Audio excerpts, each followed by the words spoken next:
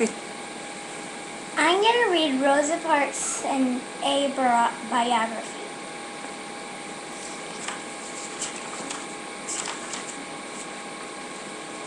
Many years ago, black people in the South could not go to the same schools as white people. We could not eat in white restaurants. We could not even drink from the same water fountains.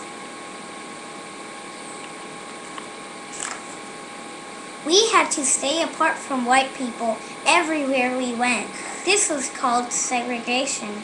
Segregation was the law in the South. If we broke the law, we could be arrested or hurt or even killed. When we rode a bus, we could only sit in the back seats. The front seats were just for white people. If all the front seats were filled with white people, we black people had to give up our seats to the next white people who got on the bus.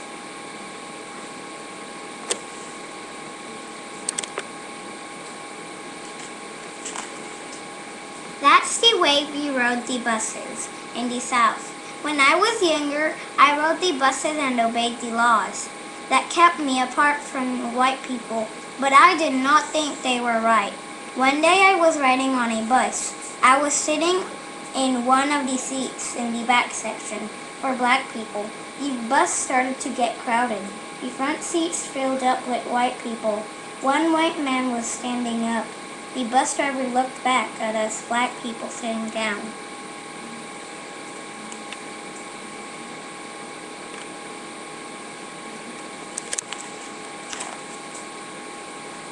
The driver said, "Let me have those seats." He wanted us to get up and give our seats to the white people, but I was tired of doing that. I stayed in my seat. This bus driver said to me, "I'm going to have to arrest you." "You may do that," I said, and I stayed in my seat. Two policemen came. One asked me, "Why didn't you stand up?" I asked him, "Why do you push us black people around?"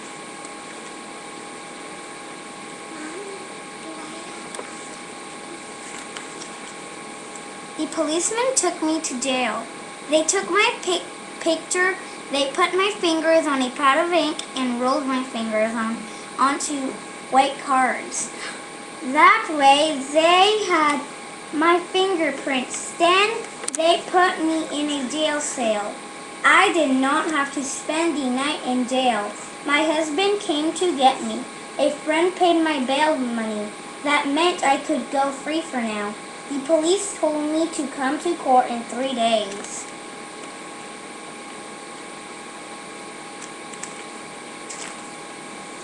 I went to court. The judge said I was guilty of breaking the law. I was fined $10 plus $4 in court costs. I never paid it. I did not feel I had broken the law. I thought black people should not have to give up their seats on the bus to white people. I thought the law should treat black people and white people just the same way. I always wanted rules to be fair, even when I was small.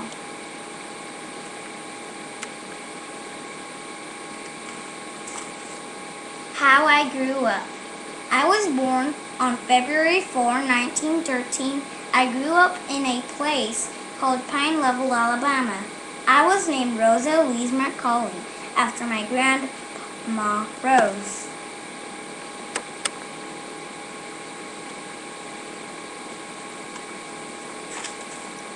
My little brother was named Sylvester after my grandpa.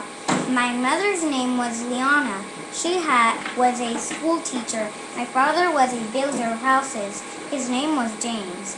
We lived on a farm with my grandma and grandpa.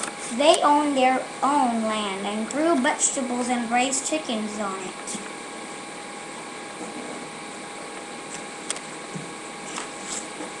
I liked to go fishing with Grandpa and Grandma.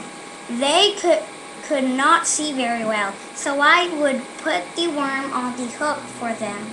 Pine Level was too small to have buses or public water fountains or even a library, but there was segregation just the same.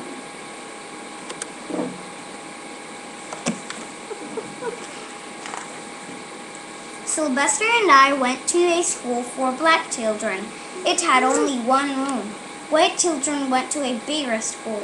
There was a school bus for the white children. There was no school for us. Sometimes when we walked to school, the bus would go by carrying the white children. They would laugh at us and throw trash out the window. There was no way to stop them.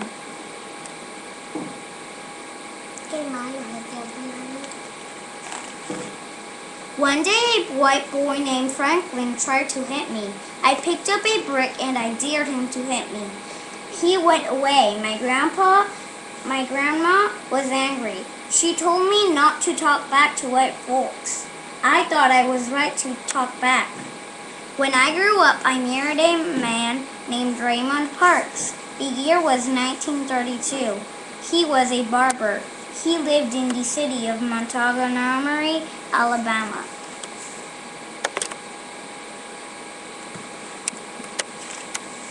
I was proud of my husband because he worked to help black people.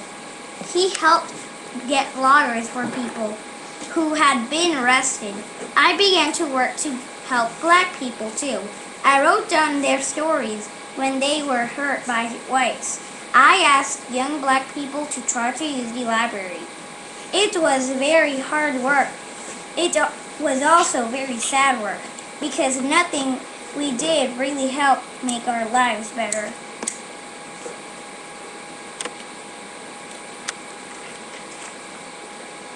Then came that day on the bus when I would not give up my seat to a white person. I was tired of black people being pushed around. Some people think I kept my seat because I had a hard day, but that is not true. I was just tired of giving in. We stayed off the buses. Many black people heard that I had been arrested. They were very angry. They thought it was time to fight for new laws. A woman named Joanne Robinson said we should not ride the buses. If we had to give up our seats to white people, she passed out leaflets asking all black people in the city of Montgomery to stay off the buses for one day. This was called a boycott. The day of the boycott came. The buses were almost empty. Very few black people were on them.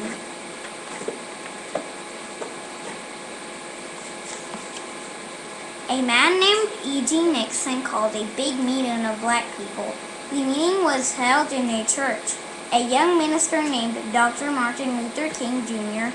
told all the black people to keep off the buses. Everyone at the meeting cheered and the boycott went on.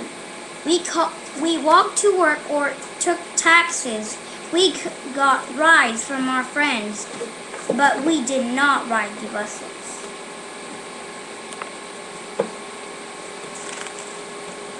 Christmas passed. It was very cold, but we did not ride the buses. White people were very angry. They wanted us to ride the buses again.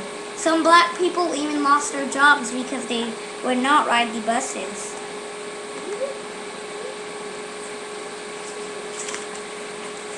Some black people were arrested. Some were beaten up.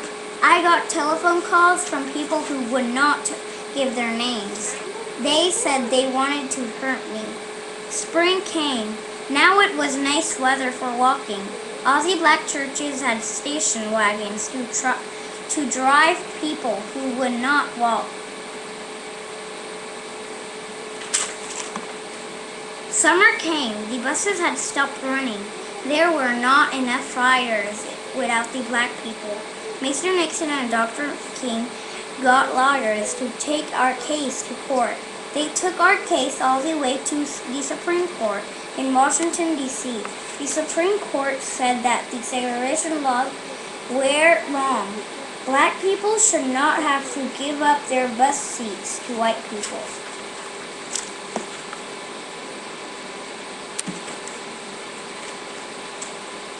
Our boycott worked and we had won. We went back to the buses at last. We did not have to give up our seats anymore. We had stayed off the buses for a whole year. Since the boycott, many white people were angry that we had won. My brother was worried about our safety. My husband and I left Montgomery to find work and be near my brother. We moved up north to Detroit, Michigan. My mother moved with us. Back in the South, Dr. Martin Luther King Jr. decided to fight against segregation in other ways.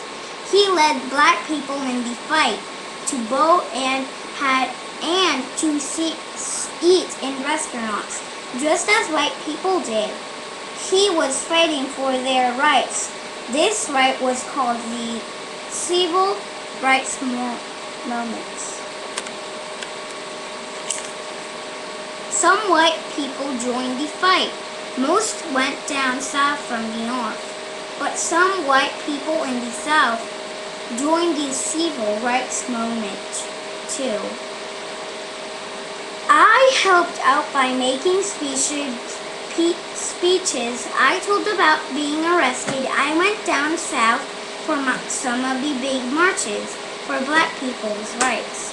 The Civil Rights Movement won many rights for black people. New laws for equal rights were passed. The old segregation laws were over. Today I still make many speeches and I receive many awards. Some people say I started the whole civil rights movement because I would not give up my seat on the bus.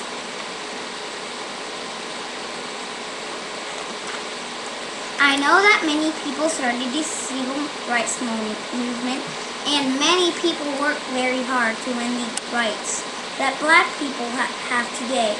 But I am glad that I did my part.